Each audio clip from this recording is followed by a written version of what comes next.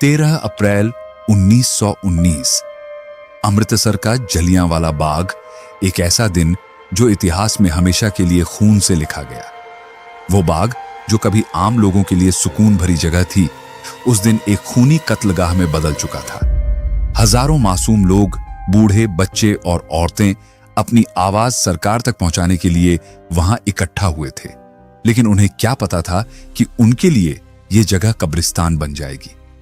General Dyer, एक नाम जो भारत के इतिहास में हमेशा नफरत से याद किया जाएगा। उसने बिना किसी चेतावनी के, बिना किसी रहम के निर्दोष लोगों पर गोलियां चलवानी शुरू कर दी। कोई बचने के लिए इधर उधर भागा, कोई अपनों को ढूंढने लगा, लेकिन चारों तरफ से बाग के दरवाजे बंद कर दिए गए थे। गोलियों की आवाज में चीखें दब गईं, जमीन लहू से भीग गई, और जब बंदूकें शांत हुईं, तब तक हजारों लाशें बिछ चुकी थीं। वो लोग मर चुके थे, लेकिन उनकी शहादत ने न सिर्फ हिंदुस्तान को हिला दिया, बल्कि दुनिया को दिखा दिया कि गोरे अंग्रेजों की असली सच्चाई क्या थी। इस बर्बरता का बदला लेने की आग हर देशभक्त के दिल में जल उठी, लेकिन एक शख्स ने इसे अपने जीवन का मकसद बना लिया, ऊधम सिंह। सालों बाद ऊधम सिंह ने इंग्लैंड जाकर उस आदमी को गोली मारी जिसे पूरी दुनिया इस नरसंहार का दोषी मानती थी। लेकिन एक सवाल आज भी हवा में तैरता है, क्या सच में ऊधम सिंह ने सही इंसान को मारा? क्या जिसे मारा गया वही असली गुनहगार था, या फिर इस हत्याकांड की असली कहानी अब तक छुपी हुई है? आज के वीडियो में हम जानेंगे जलियांवाला बाग के उस खौफनाक सच को जो किताबों में दबा दिया गया। तो वीडियो को आखिर तक जरूर देखिए, क्योंकि यह आजादी जितनी आसान लगती है उतनी थी नहीं, यह खून से खरीदी गई थी। साल 1919। हिंदुस्तान में आजादी की आग धधक रही थी, लेकिन अंग्रेज अपनी पकड़ ढीली करने के बजाय और भी जुल्म ढा रहे थे। तभी एक नया कानून आया, रोलेट एक्ट।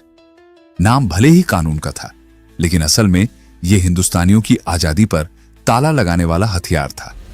यह कानून अंग्रेजों को खुली छूट देता था कि वे बिना किसी मुकदमे, बिना किसी सबूत के जब चाहें किसी भी भारतीय को गिरफ्तार कर सकते थे।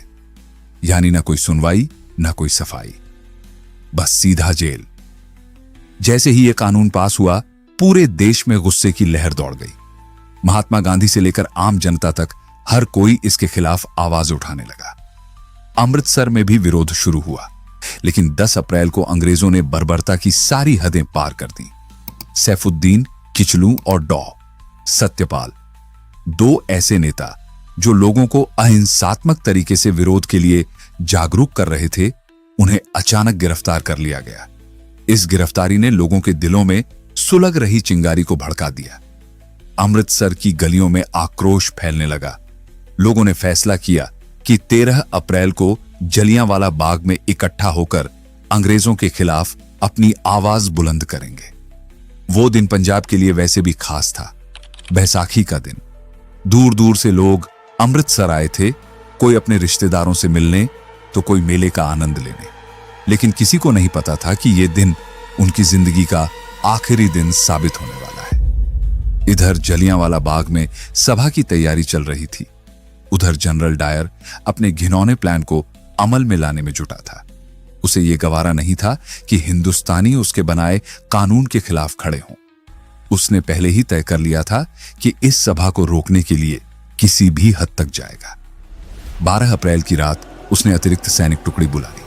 उसकी बंदूकें तैयार थीं और उसकी सोच में सिर्फ एक ही चीज थी, खून, बेगुनाहों का खून। सुबह का सुनहरा उजाला चारों तरफ फैला था। पंजाब की मिट्टी में बैसाखी की खुशबू घुली थी। हर तरफ उल्लास था, हंसी खुशी का माहौल था। बच्चे दौड़ रहे थे, मेले की रौनक अपने चरम पर थी और लोग अपनों से मिल रहे थे। लेकिन जलियांवाला बाग में इकट्ठा हो रही भीड़ की वजह कुछ और थी। एक शांतिपूर्ण सभा, एक विरोध, एक उम्मीद कि उनकी आवाज सुनी जाएगी। करीब 25,000 लोग वहां जमा हो चुके थे। कोई भाषण दे रहा था, कोई चुपचाप सुन रहा था, और किसी को अंदाजा भी नहीं था कि अगले कुछ पलों में यह जगह मौत के कुएं में बदलने वाली है। इधर शहर के एक कोने में जनरल डायर अपनी खूंखार आंखों से जलियांवाला बाग की ओर देख रहा था। उसने अपनी सेना को तैयार किया, अपनी बंदूकों को चेक किया और एक ठंडी मुस्कान के साथ कदम बढ़ा दिए। आज हम इन्हें सबक सिखाएंगे, उसने अपने सैनिकों से कहा। वो पूरी तैयारी के साथ निकला था। उसकी जहन में कोई संदेह नहीं था। आज खून बहेगा, बहुत सारा खून। बाग में एक ही संकरा रास्ता था, वही एकमात्र दरवाजा जिससे लोग अंदर आए थे। डायर ने आते ही अपने सैनिकों को इशारा किया और उस दरवाजे पर तैनात कर दिया। कोई बाहर ना निकल पाए, उसका आदेश था। भीड़ अब भी बेखबर थी। किसी को अंदाजा भी नहीं था कि मौत उनके सिर पर मंडरा रही है। फिर अचानक फायर, एक भयंकर आवाज गूंजी और उसके साथ ही गोलियों की बरसात शुरू हो गई। बिना चेतावनी, बिना कोई पूर्व सूचना, सीधे कत्लेआम। चारों तरफ चीख पुकार मची थी। जमीन खून से सन चुकी थी और आसमान में सिर्फ गोलियों की गूंज सुनाई दे रही थी। जनरल डायर के इशारे पर जवानों ने बिना रुके गोलियां बरसानी शुरू कर दी। सिर्फ 10 मिनट, लेकिन उन 10 मिनटों ने हजारों जिंदगियां छीन ली। 16 राउंड की फायरिंग बिना 1 सेकंड की देरी के। कोई नहीं बचेगा। डायर के सैनिकों की आंखों में दया का नामो निशान नहीं था। बंदूकें तब तक गरजती रहीं जब तक उनमें आखिरी गोली बाकी थी। चारों तरफ भगदड़ मची थी। लोग इधर उधर भाग रहे थे, लेकिन जाने का कोई रास्ता नहीं था। कुछ माओं ने अपने बच्चों को गोद में उठा लिया। शायद सोच रही थी कि मासूम बच्चों को देख सैनिकों का दिल पिघल जाएगा, लेकिन नहीं, बंदूकें रुकी नहीं। कुछ बूढ़े कांपते पैरों से दीवार फांदने की कोशिश करने लगे, लेकिन तभी गोलियां उनके जिस्म चीर गईं। कुछ नौजवानों ने आखिरी कोशिश में कुएं की तरफ दौड़ लगाई। अगर बाहर नहीं भाग सकते तो शायद कुएं में कूदकर जान बच जाए, लेकिन मौत ने वहां भी रास्ता रोक रखा था। लोग एक के बाद एक कुएं में कूदने लगे, कुछ जिंदा, कुछ मर चुके थे। देखते ही देखते वो कुआं लाशों से भर गया। जब नरसंहार थमा और लोग वहां पहुंचे तो कुएं में से 120 लाशें निकाली गईं। पानी नहीं, सिर्फ खून। इसलिए आज भी उसे खूनी कुआं कहा जाता है। सैनिकों की बंदूकें आखिरकार शांत हुईं, लेकिन दीवारों पर छूटे गोलियों के निशान कभी मिटने वाले नहीं थे। आज भी जलियांवाला बाग की दीवारें उन गोलियों की कहानियां कहती हैं। कहानियां उन बेगुनाहों की जो सिर्फ अपनी आजादी की बात कहने आए थे और जिनकी आवाज गोलियों की गड़गड़ाहट में हमेशा के लिए दबा दी गई। 10 मिनट की अंधाधुंध फायरिंग के बाद जब गोलियों की आवाज थमी, तब जलियांवाला बाग मौत के सन्नाटे में डूब चुका था। हर तरफ लाशें बिछी थीं, घायल कराह रहे थे और चारों ओर खून ही खून था। लेकिन जनरल डायर, वो तो इस खूनी खेल के बाद राक्षसों की तरह हंसता हुआ बाहर निकल गया। यह हुकूमत का असली स्वाद है। उसकी आंखों में दहशत नहीं, बल्कि विजय का अहंकार था। वो सिर्फ जलियांवाला बाग तक ही नहीं रुका। अमृतसर की सड़कों पर जो भी भारतीय उसे दिखता, वो उसकी बंदूक का अगला निशाना बन जाता। अंग्रेज सैनिकों ने बेगुनाहों को अपनी तोपों के पीछे रस्सियों से बांध दिया और सड़कों पर घसीटते हुए ले गए, मानो वो इंसान नहीं, सिर्फ मांस के लोथड़े हों। इसके बाद अंग्रेज सरकार ने अपने आधिकारिक आंकड़े जारी किए। 349 मौतें, बस 349। लेकिन जो वहां थे, जो अपनों को खो चुके थे, वो जानते थे कि हकीकत में मरने वालों की संख्या हजारों में थी। पूरा देश हिल गया। हर तरफ इस नरसंहार की निंदा होने लगी। इस घटना की जांच के लिए अंग्रेजों ने लेफ्टिनेंट माइकल ओडवायर को जिम्मेदारी सौंपी और जब जनरल डायर से पूछा गया कि उसने निहत्थी भीड़ पर गोलियां क्यों चलवाईं, तो उसने बेशर्मी से कहा, मजबूरी थी। अगर मैं गोली नहीं चलवाता तो वही भीड़ मुझे मार देती। लेफ्टिनेंट ओडवायर ने सुना, सोचा और फिर अपना फैसला सुनाया। बिल्कुल सही किया डायर, तुमने सिर्फ अपने कर्तव्य का पालन किया और इस तरह हजारों बेगुनाहों का हत्यारा बिना किसी सजा के खुलेआम घूमता रहा। लेकिन यह कहानी यहीं खत्म नहीं हुई। इस खूनी खेल का एक ऐसा अंत होने वाला था जिसे अंग्रेजों ने कभी सोचा भी नहीं था। जलियांवाला बाग की वो शाम जब हजारों निहत्थे भारतीयों को गोलियों से छलनी कर दिया गया था, एक युवा क्रांतिकारी के दिल में ऐसी आग जला गई थी जो तब तक बुझने वाली नहीं थी जब तक इंसाफ न मिल जाए। सरदार ऊधम सिंह, वो नौजवान जिसने अपनी आंखों के सामने जलियांवाला बाग में हजारों मासूमों को दम तोड़ते देखा था। वो खुद भी वहां मौजूद थे, लेकिन किस्मत से बच गए, लेकिन एक नए मकसद के साथ, बदला लेने के लिए। उस रात जब जलियांवाला बाग में सिर्फ सिसकियों की गूंज बची थी, जब चारों ओर खून से सनी लाशें पड़ी थीं, जब उन लाशों के बीच बिलखते बच्चे अपनी मरी हुई माओं को हिलाने की नाकाम कोशिश कर रहे थे, तभी ऊधम सिंह ने अपनी मुट्ठी भींच ली थी। उसकी आंखों में आंसू थे, लेकिन साथ ही उनमें एक ऐसी चिंगारी थी जो सालों बाद जलकर एक ज्वाला बनने वाली थी। जलियांवाला बाग हत्याकांड के बाद ब्रिटिश सरकार ने मामले की जांच के नाम पर हंटर कमीशन गठित किया, लेकिन यह महज एक दिखावा था। परिणाम वही निकला जिसकी उम्मीद थी। जनरल डायर निर्दोष घोषित हुआ, बल्कि उसे सम्मानित भी किया गया। पर एक बात जरूर हुई, डायर को ब्रिटेन भेज दिया गया और कहा गया कि वह दोबारा भारत नहीं लौटेगा। लेकिन क्या सिर्फ डायर ही दोषी था? नहीं, डायर तो सिर्फ एक मोहरा था। असली मास्टरमाइंड था माइकल ओडवायर, वही आदमी जिसने पंजाब का गवर्नर रहते हुए इस हत्याकांड को अंजाम देने के लिए डायर को खुली छूट दी थी। ऊधम सिंह को यह समझने में देर नहीं लगी कि अगर किसी से बदला लेना है तो असली निशाना ओडवायर होना चाहिए। बदले की आग लिए ऊधम सिंह ने भारत छोड़ दिया, लेकिन यह सिर्फ एक देश छोड़ने की बात नहीं थी। यह अपने मिशन को पूरा करने के लिए सही वक्त का इंतजार था।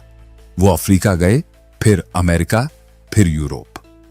कई सालों तक उन्होंने अलग अलग नामों से खुद को छिपा कर रखा। इस बीच उन्होंने क्रांतिकारी गतिविधियों से जुड़े कई लोगों से मुलाकात की। भगत सिंह से लेकर राजगुरु और सुखदेव तक सभी के साथ उनका गहरा रिश्ता था। भगत सिंह की सोच ने ऊधम सिंह को और भी दृढ़ बना दिया।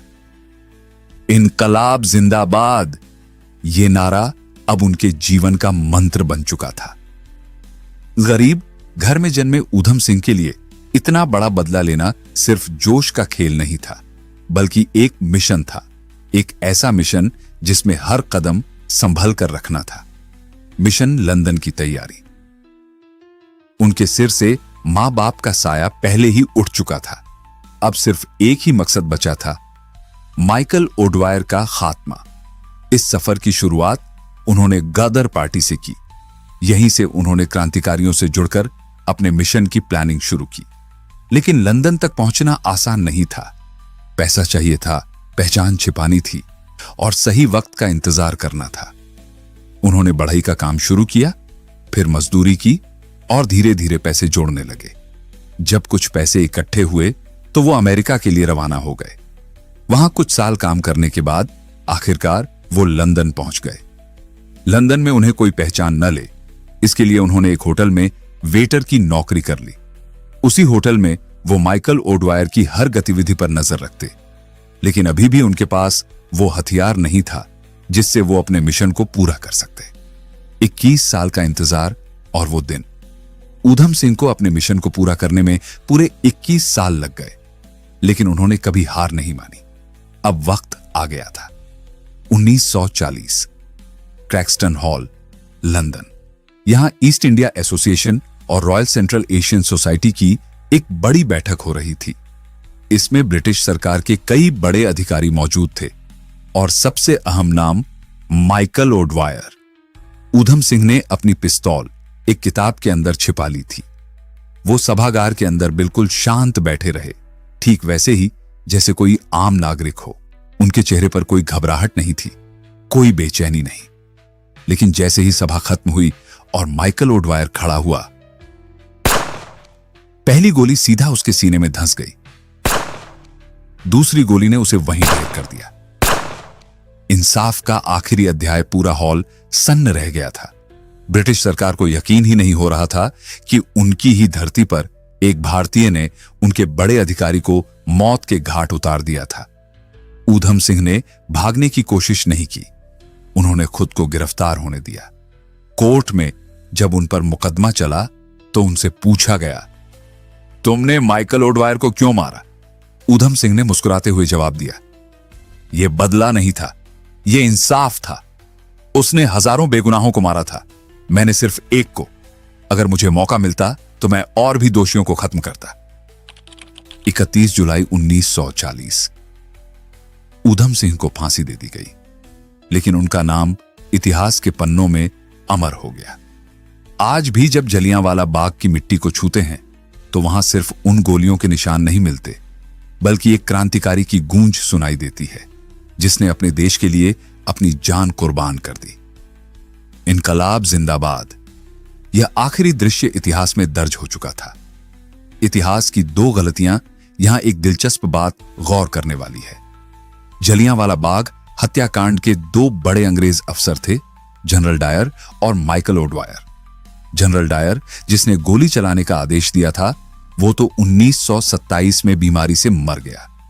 ओडवायर, जिसने इस नरसंहार को जायज ठहराया था और जनरल डायर को बचाया था, उसे ऊधम सिंह ने मौत की सजा दी।